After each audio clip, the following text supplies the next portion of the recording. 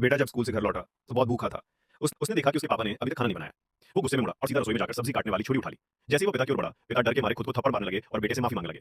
लेकिन पिता पर दया मत करना। असल में वो उतने मासूम नहीं थे, क्योंकि जब बेटा घर पर नहीं होता था तब वो पागलों की तरह अपनी पत्नी को मारते। यहाँ तक कि उसकी आंखें तक 300 बार चोटें हो चुकी थी। लेकिन उस दिन कुछ अलग हुआ। बेटा स्कूल से जल्दी लौट आया और जैसे ही वो घर पहुंचा, उसने ये भयानक दृश्य अपनी आंखों से देख लिया। गुस्से में आग बबूला होकर बेटा फिर से रसोई में गया, छुरी उठाई और पिता से भिड़ने को तैयार हो गया। शुक्र है कि मां ने वक्त रहते बीच में आकर बेटे को रोका, नहीं तो एक बड़ी त्रासदी हो जाती। उस वक्त पिता बेहद बेचैन हो गए।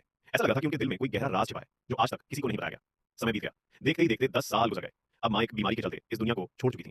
पिता खुद भी गंभीर बीमारी से जूझ रहे थे और कोई उनका ख्याल रखने वाला नहीं था। ऐसे में उन्हें अपने बेटे की याद आई। लेकिन बेटा आज भी 10 साल पहले की बात से नाराज था। वो अपने पिता से मिलना तक नहीं चाहता था। आखिरकार मजबूर होकर पिता ने बेटे को कोर्ट में घसीट लिया। इस दिन न्यायाधीश खुद समझौता करवाने उनके घर पहुंचे। पिता ने हाथ जोड़कर न्यायाधीश से कहा, कृपया मेरा बेटा एक बार मुझसे मिलने आ जाए। मैं उसे 10 साल पुराना सच बताना चाहता हूँ। उसकी मां और मेरे बीच जो हुआ था, वो बात मैंने आज तक किसी से नहीं कही। लेकिन बेटे ने तुरंत मिलने से इनकार कर दिया। फिर वकील ने लाख समझाया, घंटों बात की। तब जाकर बेटा मिलने के लिए तैयार हुआ। बेटा अपनी मां की तस्वीर लेकर पिता के घर पहुंचा। सीधे जाकर बोला, मां से माफी मांगो, यही तो वो चाहती थी ना, अब बोलो। पिता की आंखों में आंसू थे।